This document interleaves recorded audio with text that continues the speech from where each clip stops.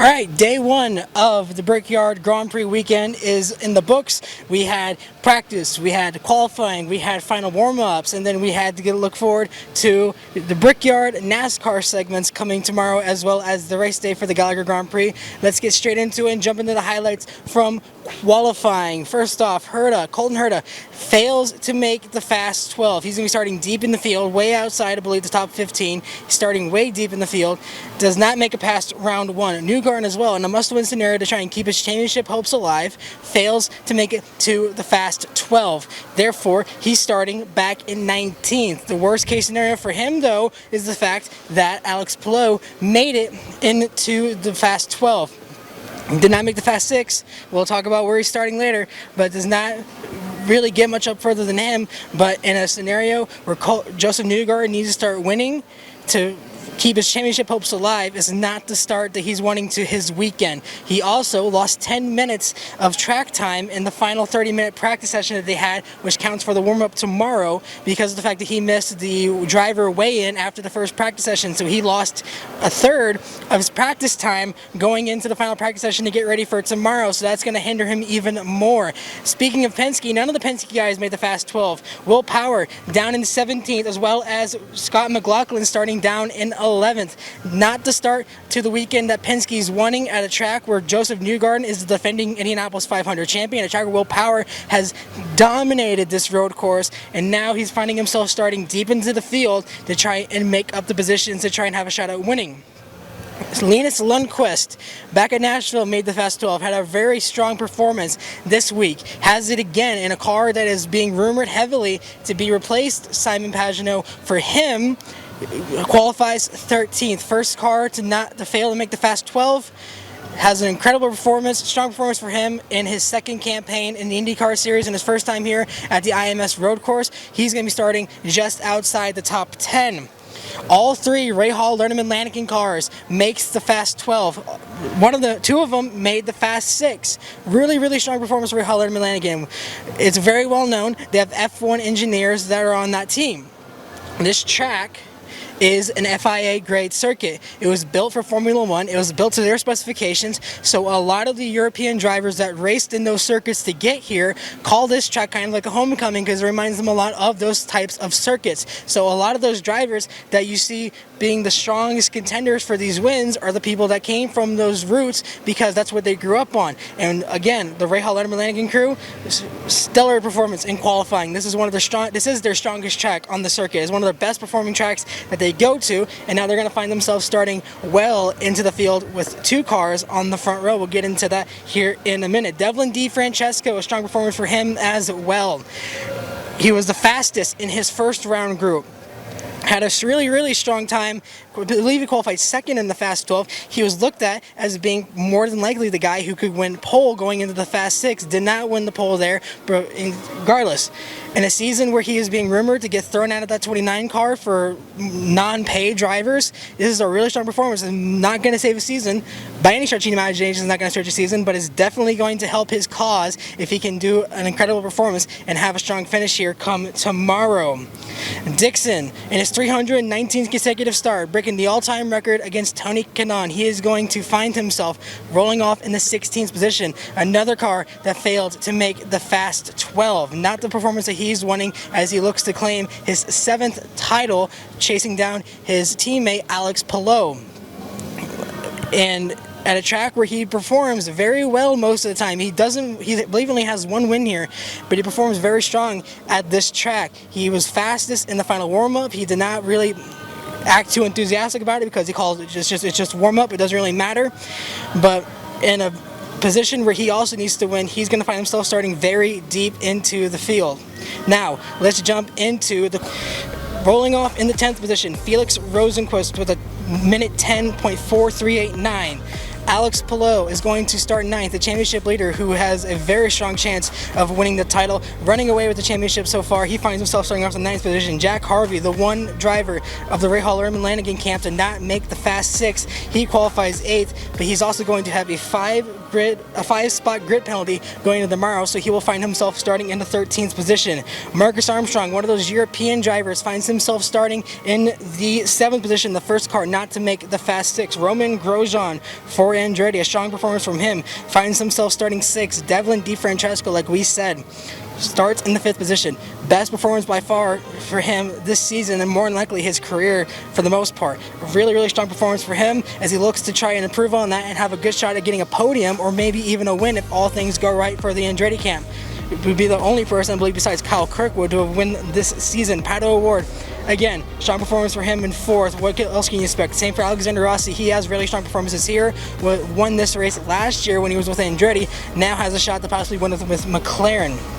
And then the front row, a complete lockout for the Rahal Lerman-Lanigan camp. Christian Lundgaard, who is so strong at this track. He is honestly my pick to win this race just because of the fact that he always performs so well when he comes to this place. He is by far the best Rahal Lerman-Lanigan driver that they have.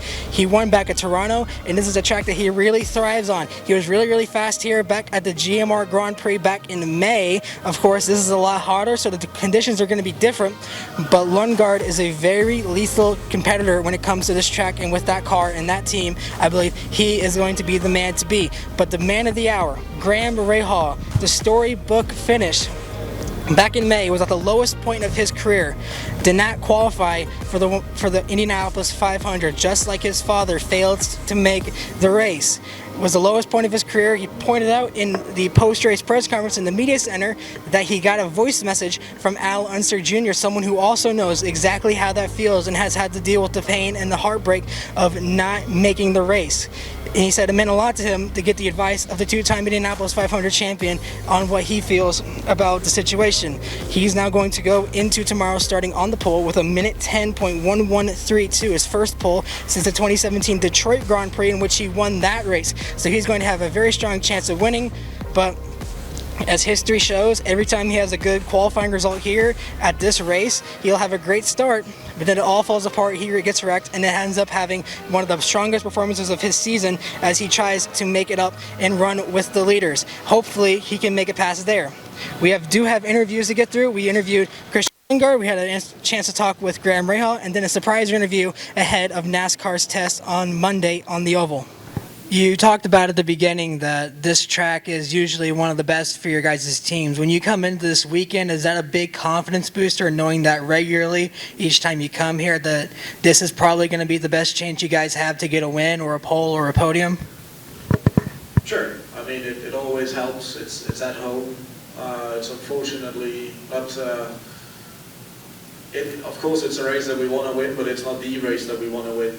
And we definitely got some work to do there, but coming here we have 2 shots at it, and I think we didn't quite maximize the May race, and I think we made up for that today so far. There's definitely things that needs to be improved in race trim that we'll try to see if we can figure out for tomorrow, but we are here much stronger than we were in May. And I think we showed that today. It's not one car leading the pack, it's definitely 2 cars up there. And in my opinion, it should have been 3. We definitely had the car today to be 1, 2, 3. All right, so you alluded to kind of earlier about the crazy ups and downs you've had at this race alone, especially on the starts. It seems every time you have a good start, you're going to get T-boned by somebody and have to work your way back from 29th. Going into tomorrow, being on the pole, how are you going to look into your strategy on the start? Are you going to try and just run away from it, or are you going to try and just get through that first lap and then go from there? No, I think for me, the objective's got to be to go. In Ohio, I played it safe, and I thought, I'll let kind of Colton lead for a little bit. And hindsight, with everything that had happened, I wish I had, and I had a really good opportunity to pass him on lap 5 at Ohio, and I should have. I tried to play it too smart, too conservative, and it haunts me a little because I think had that first stint, we've been able to get a 15-second gap or something like that. Would have nullified some of the other issues that we had, but tomorrow for me.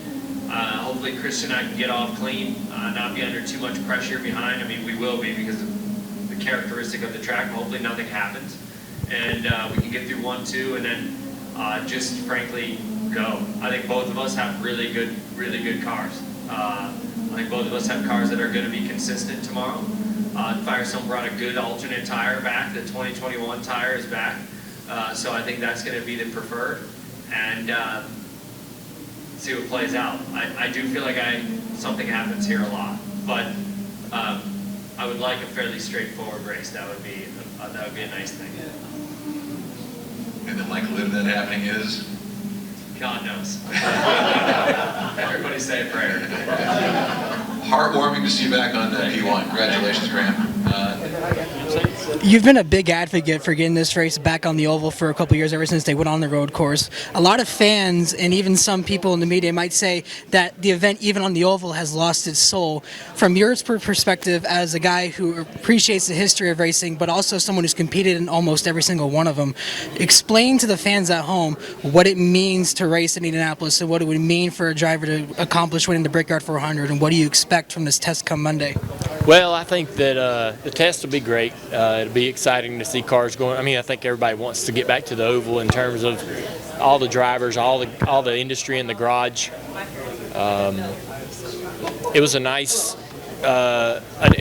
run on the road course, and it's provided us with incredible finishes and great moments. But you can't, you can't replicate the legacy and the history of the oval. You can't.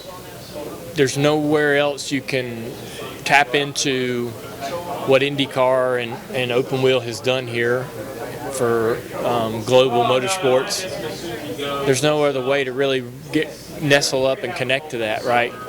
And so we were so eager to get here in the 90s. We were, as speaking from NASCAR specifically, we were so in disbelief that we were actually going to get the chance to race here. We felt like that there was no barrier of entry.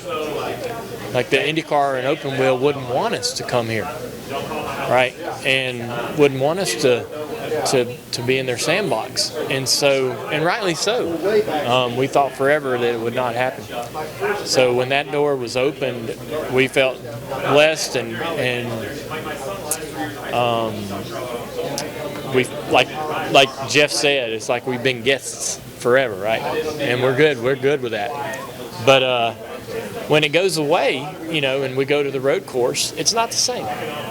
We're not running around the oval, and it's not the same history, and it's not the same legacy, and we're not nestling up to what historically has been done here with IndyCar and the Indy 500 specifically. And so it'll be great to get back to that, because Denny Hamlin's right. I mean, it's one of the. It was always going to be one of the 4 biggest races to win. We need drivers to have those specific events throughout the series that they want on their resume. And there was a span of years where drivers couldn't even attempt it, right? That was denied of all the competition. And so, man, are we going to be thankful to be able to have that opportunity again, and drivers will have that opportunity again to put that on their resume, to win a legit oval race at this incredible racetrack. And so it's I think our fans are excited, but even more so our drivers. When they're happy, everything's great, because they're a grouchy bunch. And so when the drivers are excited about something and looking forward to something and talking positively about things, we all need to be plugged in. Yeah, we got one here.